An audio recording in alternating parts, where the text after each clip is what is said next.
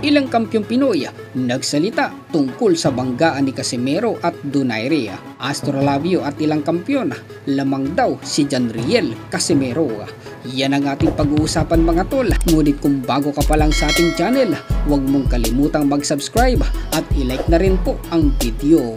August 14, 2021, ikinasa ang Donaire versus Casimero. Ngunit hindi ito natuloy dahil sa hindi pagkakaunawaan ng dalawang panig.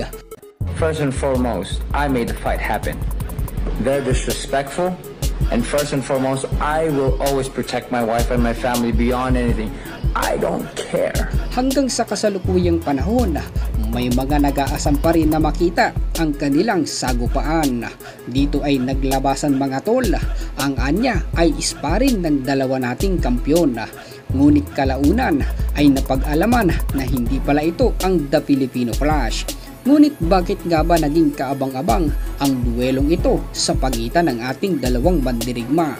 Magiging makasaysayan kasi ito mga tol dahil ito sana ang unang pagkakataon na maghaharap ang dalawang kampyong Pilipino sa ibabaw ng lona. Ang paglalabanan kasi ng dalawa mga tol ay isang unification fight na kung saan ang magwawagi ay hihiranging unified champion. Para mas maunawaan natin mga tol, magiging unified ang isang boksingero kapag napasa kamay niya ng higit sa dalawa alinman sa mga major sanctioning belt sa isang division tulad ng IBF belt, WBA, WBC at WBO. Kung may natutunan ka tol, huwag mo namang kalimutang suportahan ang ating channel. Bukod sa karangalang ito na maging isang unified champion, ang isa pa sa dahilan ay upang mas mapalapit si Casimero sa inaasam niyang laban sa The Monster ng Japan. Matatandaan mga tol, taong 2019 tinalo ng halimaw ng Japan ang ating The Filipino Clash. Kaya kung natuloy ito at nagwagi ang angas ng Pinas ay malaki ang posibilidad na matuloy ang Casimero versus Inoue. Taong 2020 naikasa ang Casimero Inoue, ngunit dahil sa kasagsagan ng pandemic ay hindi rin ito natuloy. May pagkakataon pa sana mga tol na makalaban ni Casimero si Inoue, ngunit sa di inaasahan nabaklasan naman itong si Casimero ng titulo. At bukod dito mga tol, sa mga naging performance ni Casimero sa mga nagdaan niyang laban, isa ito sa dahilan kung bakit nawala na rin ng gana ang kampo ni Inoue na kalabanin si Casimero. Samantala hati ang opinyon ng mga Filipino boxing champion.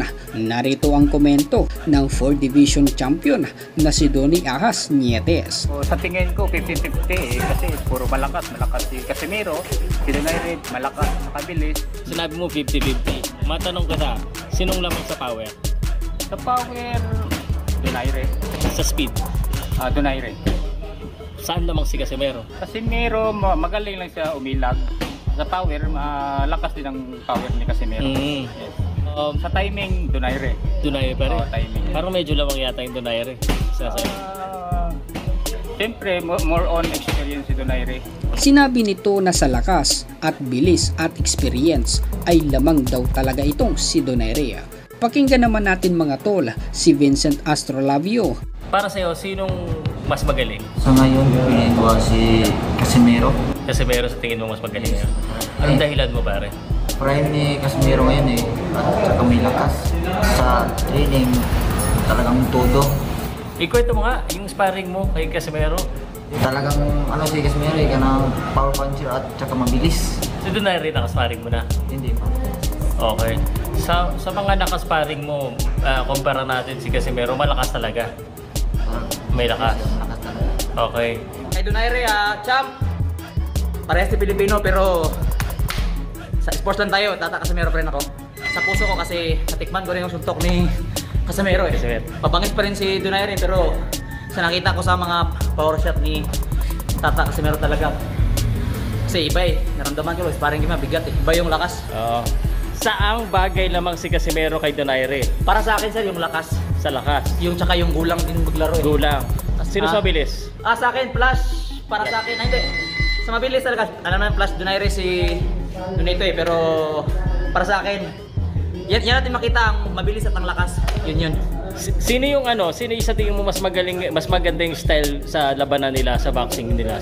Para sa akin, sir, kasi talaga Casimero talaga Tila bakit nga ba sabik ang mga Pilipino na masaksihan ang banggaan sa pagitan ng ating dalawang mandirigma, gayon ang maglalaban ay Pinoy sa Pinoy.